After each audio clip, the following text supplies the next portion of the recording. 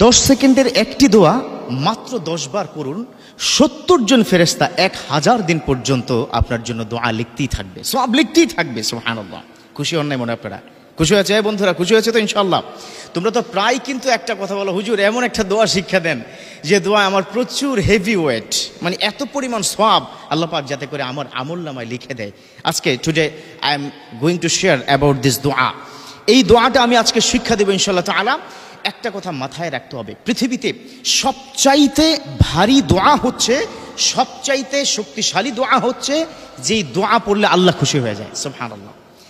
এখানেই শেষ নয়, দারুল উলুম দেওবন্দের একজন আলেম, বিখ্যাত একজন আলেম, তিনি ইন্তেকালের পর তার একজন ছাত্র তাকে স্বপ্ন দেখালো।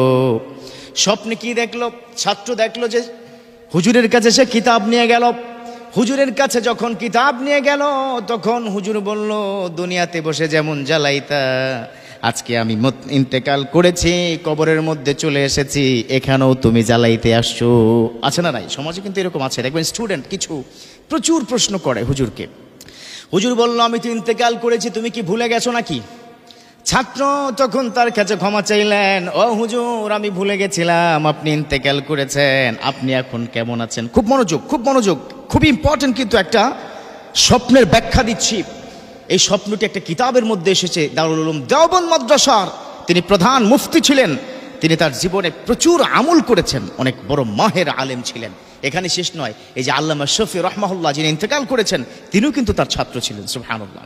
হুজুরকে এবার ছাত্র জিজ্ঞাসা করলো, হুজুর আপনি কেমন আছেন? কবরের মধ্যে কেমন চলছে আপনার?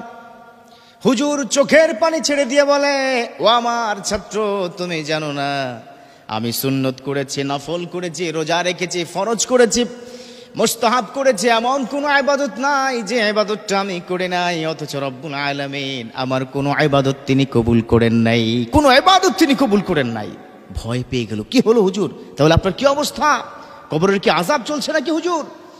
না, কবরের আযাব চলে নাই। রব্বুল আলামিন আমার একটা দোয়ার কারণে, একটা ইবাদত রব্বুল আলামিন পছন্দ করে ফেলেছে, ওই দোয়ার কারণে, ওই ইবাদতের কারণে আমার জীবনের সব ইবাদতগুলো আল্লাহ কবুল করে নিয়েছেন। একটা দোয়া। তোমরা যখন ক্লাসে আসার পর এক গ্রুপ যখন চলে যেতে, দ্বিতীয় গ্রুপ আসার ফাঁকে যে 5 মিনিটের একটা সময় আমার হাতে থাকতো, সেই সময়ে আমি একটা দোয়া পড়তাম, সুবহানাল্লাহি ওয়া বিহামদিহি সুবহানাল্লাহিল আযীম। এই দোয়াটা আল্লাহর কাছে বড্ড পছন্দ হয়েছে। আল্লাহ পাক সেই দোয়ার উসিলায় আমার সকল ইবাদতগুলো কবুল করে নিয়েছে। সুবহানাল্লাহ। এই হচ্ছে আল্লাহর কবুলিয়াত। কোন দোয়া কবুল হবে এটা আমরা কেউ জানি না। আমি এখন তোমাদেরকে I am going to teach you the দোয়া the most important in our life, that is এমন একটা দোয়া যেটা হাদিস শরীফে বর্ণিত আছে। 70 জন ফেরেশতা 1000 দিন পর্যন্ত সব লিখতেই থাকবে। তারা ক্লান্ত হয়ে যাবে, তারা উইক হয়ে যাবে, তারপরে তারা লিখতেই থাকবে, লিখতেই থাকবে। আল্লাহু আকবার। সেই দোয়াটি বিশ্বনবী তিনি শিক্ষা দিয়েছেন। সেই দোয়াটি হচ্ছে একটা দুরুদ। বিশ্বনবীর উপর যে দুরুদ যে যত বেশি পড়বে, আমার রাসূল স্পষ্ট কি বলে দিয়েছেন যে ওয়াজাবাত লাহু শাফাআতি ইয়াউমাল কিয়ামা, তার উপর আমার ওয়াজিব হয়ে যাবে তাকে কিয়ামতের দিন তাকে নিয়ে আমাকে জান্নাতে যাওয়া। সুবহানাল্লাহ। সেই বিশ্বনবীর একটি দুরূদ শরীফ শিক্ষা দিয়েছেন। এই দুরূদ শরীফ আব্দুল্লাহ ইবনে আব্বাস রাদিয়াল্লাহু তাআলা আনহু থেকে বর্ণিত। বিশ্বনবী তিনি বলে দিয়েছেন, হাদিসের বর্ণনা, সহিহ হাদিস, তিনি বলেছেন তোমরা এটা বেশি করে পড়ো। আল্লাহু আকবার। ওয়াকানা মাই ফিল জান্নাহ, যে বেশি করে পড়বে সে আমার সাথে জান্নাতে যাবে। সুবহানাল্লাহ। সেটা হচ্ছে জাযাল্লাহু আন্না মুহাম্মাদান মা হুয়া আহলুহু, জাযাল্লাহু আন্না মুহাম্মাদান, আল্লাহ পাক জাযা দিক, প্রতিদান দিক মুহাম্মাদের উপর, মা হুয়া আহলুহু, সে বিশ্বনবীর উপর দুরূদটা। আবার বলছি, খুব মনোযোগ, এই যুবকরা একটু মনোযোগ দাও। জাযাল্লাহু, বলো জাযাল্লাহু আন্না মুহাম্মাদান মা হুয়া আহলুহু।